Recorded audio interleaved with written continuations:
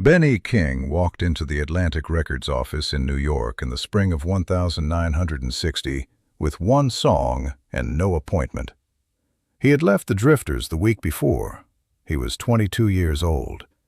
He had been the voice on There Goes My Baby and Save the Last Dance for Me, two of the biggest records in the country, and he was now unemployed. What he sang to Jerry Leiber that afternoon became one of the most played recordings in history. He didn't know that yet. Neither did Leiber. Margaret Ellis was 22 years old in the spring of 1961 when she first heard Stand By Me on the jukebox at Morelli's Diner in Jackson Heights, Queens. She was working a double shift. The song came on between orders.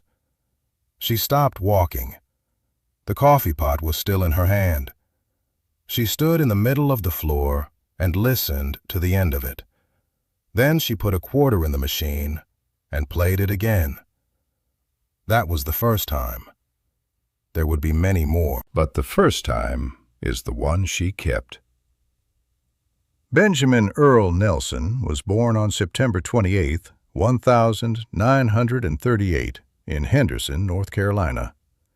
His father moved the family to Harlem when Benjamin was 9, into the buildings on 114th Street, where he spent his adolescence singing in hallways and schoolyards, teaching himself what his voice could do in spaces not designed for music. At 16, he was performing with a doo-wop group called the Five Crowns, working the amateur circuit. He was good enough that the right person eventually heard him.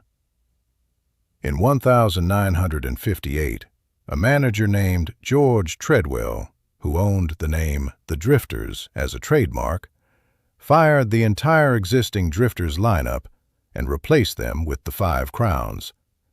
Overnight, Benjamin Nelson became a drifter. He took the stage name Ben E. King. The new group walked into Atlantic Records with Jerry Leiber and Mike Stoller and emerged with There Goes My Baby, the first rhythm and blues record to feature a string section, a record so unusual that Atlantic initially refused to release it. They released it. It went to number 2. Save the Last Dance for Me followed. Number 1, 1960. He was 21 years old, had been a drifter for less than 2 years, and was already on records people would hear for the rest of the century. Then came the salary dispute. A black artist, a white manager, a contract that did not reflect what the records were earning. He asked for more. He was told no. He left.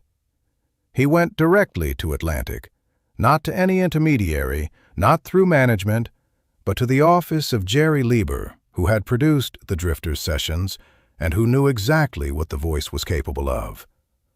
There was no arrangement, no band waiting in the hallway. Benny King stood in the office and sang Stand By Me without accompaniment, just the voice.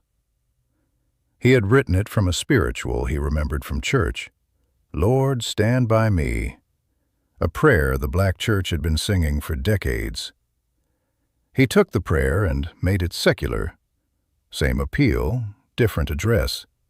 Not God, but a person.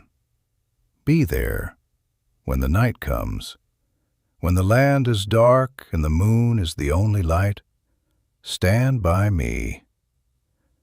Leiber signed him. They went into the studio. The arrangement built around the vocal, the descending bass line, the strings entering at the chorus, did what great arrangements do. It made the voice feel inevitable, as if the song had been waiting specifically for this person to arrive and sing it. Atlantic released Stand By Me as the B-side of Spanish Harlem. They believed the A-side was the hit. It wasn't. Disc jockeys flipped the single. Audiences asked for it by name. Stand By Me climbed to number 4 on the pop chart. A B-side, with less promotion than the A-side, carried entirely by the song and the voice. Then the next record arrived, the The radio moved on, and it faded. Margaret played it at Morelli's for 2 years. The jukebox cycled, new singles came in and old ones came off. Stand By Me stayed longer than most, held there by the quarters of people who'd heard it once and couldn't let it go. Eventually it came off. She bought the 45 and took it home to her apartment in Jackson Heights. She got married in 1963, had 2 children, worked at Morelli's until the owner retired in 1979 and the diner closed. The record stayed in the drawer beside the bed for 25 years. In the summer of 1986, a director named Rob Reiner released a coming-of-age film called Stand By Me. 4 12-year-old boys, a railroad track, 1959 Oregon. The opening credits played over Ben E. King's recording. The song went back to number 9 on the American pop chart. In the United Kingdom, it reached number 1. The recording was 25 years old.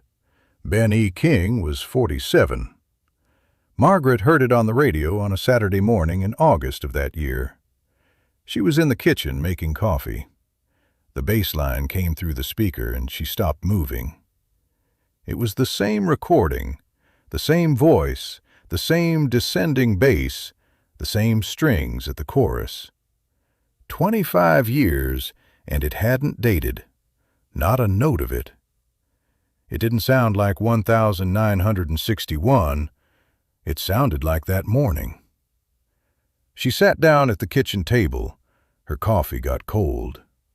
She thought about Morelli's, the double shift, the coffee pot, the quarter in the machine. She thought about the fact that she had kept the 45 for 25 years without knowing she was keeping it for a reason.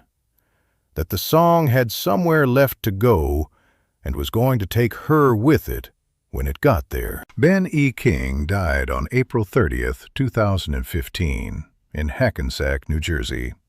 He was 76 years old.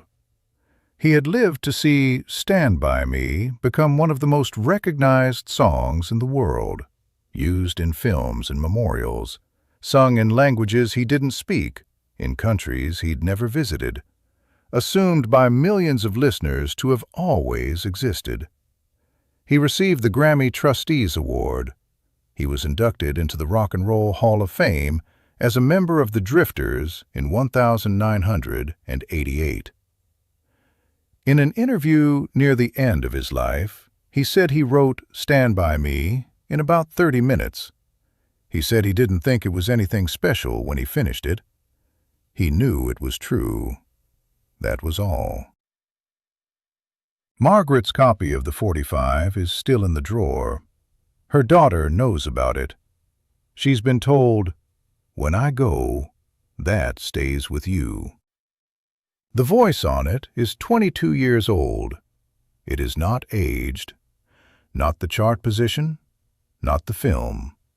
The 30 minutes when a 22-year-old sat down, wrote something true, and didn't yet know how long the truth was going to keep. Subscribe to Untold Soul Legends. Every week, we find the moments behind the music that changed everything. The comment section is open. Tell us which Soul Legends story you want to hear next. If this one stayed with you, share it with someone who needed to hear it today.